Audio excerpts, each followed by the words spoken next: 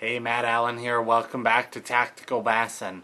What I wanted to talk to you about tonight was different ways of attaching stinger hooks to baits like swim baits. First off, before I really even go there, I want to talk to you a minute about stinger hooks. Specifically that I don't like them.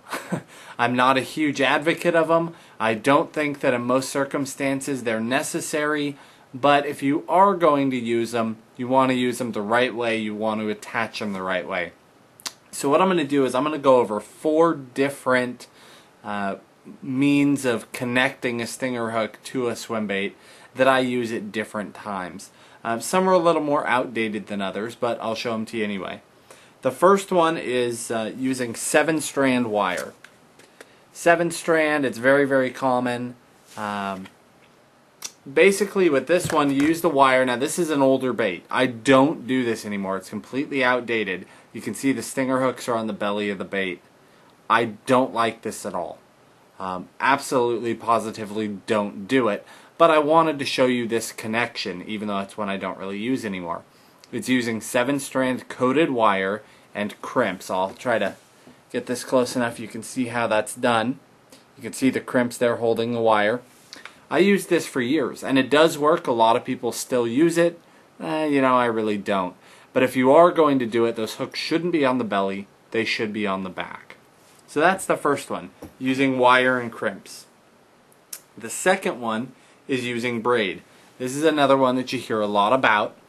And with braid, the reason that I use braid is I tend to use it on lighter baits. Because when you start using crimps and wire and different connection materials, there tends to be some weight involved or some rigidity involved. In some of these lighter, smaller baits, this is a 6-inch baitsmith. With some of these baits, it'll affect the action of the bait. It really will. So that's when braid is nice. And basically with the braid, I just attach it at both ends with a double palomar knot. And the most difficult part is getting the length right. You might have to tie it a few different times to get the length the way you actually want it. But other than that, fish is great. The next one I want to talk to you about, these two, the 2 that are left, I use interchangeably. I use them at different times, but these are more likely something that you haven't heard of, or at least you don't hear much about. The first one is attaching with mono.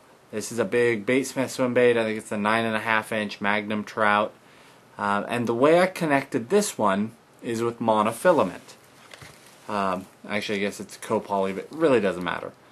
Big, heavy P-line mono. 80 pound is what I like to use. Here it is. I'll zoom it in there for you. Hopefully you can see that.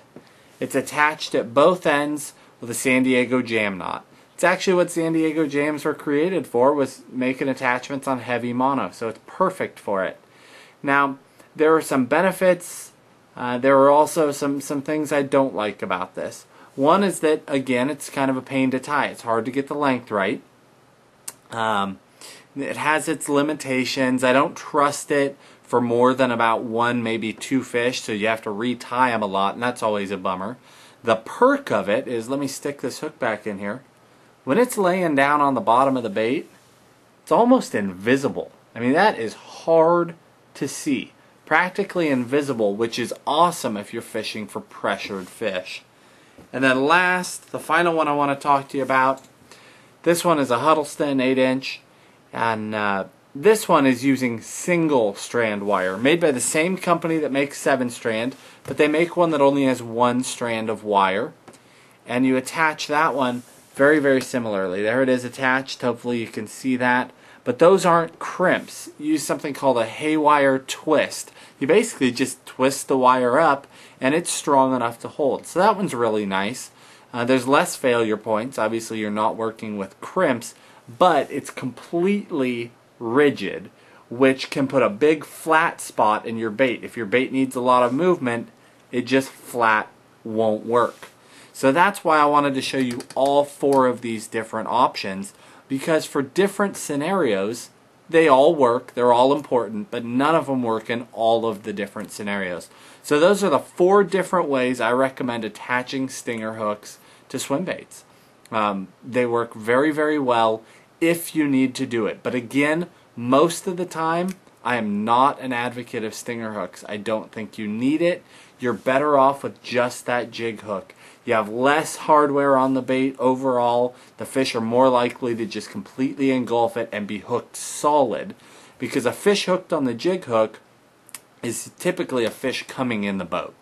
A fish hooked on a little tiny stinger hook, and then at the other end there you are with an 8-foot rod with no give. It's very hard to get those fish into the boat. So better off with just the jig hook, but if you are going to do it, I hope this video helps. Maybe it shows you some things you've never heard of, and I hope you enjoy it. I hope you're able to go out and apply these and get some big fish. Have a good evening.